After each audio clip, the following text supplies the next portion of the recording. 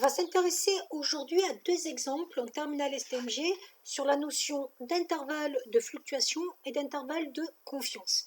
Donc là, je vous fais un premier exemple. On vous dit que 55% des personnes ayant suivi une méthode précise ont arrêté de fumer. Donc ça, c'est une affirmation qui a été dite par un organisme qui propose d'arrêter de fumer. Mais on ne sait pas si ce qu'il dit, c'est vrai ou pas. Donc nous, ce qu'on va faire, c'est que pour essayer de tester cette proportion-là, savoir si elle est pertinente ou pas, on va prendre un échantillon.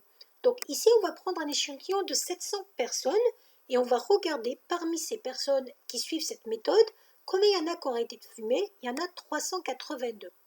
Donc vous voyez que là, on a une possibilité de voir grâce à cet échantillon si ce qui est proposé par le slogan est pertinent ou pas.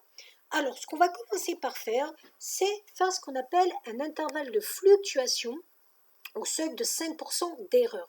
La formule, il n'y en a qu'une seule à connaître en STMG, c'est un intervalle qui est centré sur la proportion de départ qui a été donnée par le slogan P, et de chaque côté, on ajoute 1 plus racine de n à droite, on retranche 1 sur racine de n à gauche. Et on se rend compte que plus le n est grand, c'est-à-dire le nombre de personnes qu'on prend est grand, plus l'écart va être petit. Et c'est assez logique. Plus on va prendre un nombre important de personnes pour vérifier si l'affirmation est vraie, plus on va se rapprocher de cette affirmation quand on va faire les calculs des fréquences. Donc le P ici, c'était 55%, c'est-à-dire 0,55, et le N, c'était 700, donc 1 sur racine de 700, 1 sur racine de 700. On trouve un intervalle de fluctuation de 0,512 et 0,588. En gros, ça veut dire que si je prends des échantillons de taille 700 dans la population, dans 95% des cas, le pourcentage de gens qui auront arrêté de fumer grâce à cette méthode sera là-dedans. Et donc là, on n'a toujours pas décidé si c'était vrai ou pas ce qu'il nous proposait. Et donc on va prendre la règle de décision suivante, la fréquence de l'échantillon qu'on avait trouvé, c'est-à-dire les 382 sur les 700, c'est-à-dire 0,546. On va regarder si c'est dans l'intervalle. Ici, c'est bien dans l'intervalle.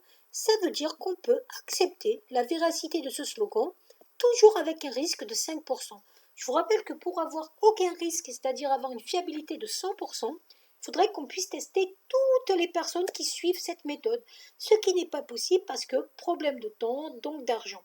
Donc l'intervalle de fluctuation, il va intervenir quand on a une proportion idéale P de la population et on veut tester si elle est pertinente avec un échantillon dont on calculera une fréquence petit m qui correspond à la proportion de l'échantillon. On va avoir aussi en terminale STMG la notion d'intervalle de confiance. Alors vous allez voir que la formule est exactement la même, sauf que le F qu'on prend ici, c'est la fréquence de l'échantillon. Alors pourquoi?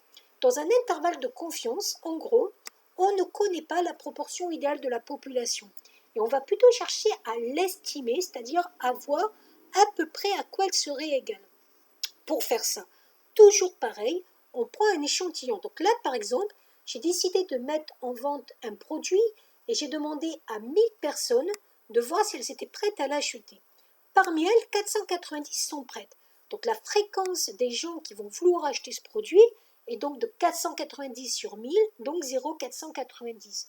Je vais avec la même formule calculer cette fois-ci ce qu'on appelle l'intervalle de confiance. Donc 0,49 moins 1 sur racine de 1000 et 0,49 plus 1 sur racine de 1000, j'arrive à 0,458 et 0,522. En gros, c'est un intervalle dans lequel on a des chances de trouver la proportion de la population. Donc on arrive à estimer à peu près à quoi elle pourrait être égale, toujours avec ce risque d'erreur de 5%. Voilà.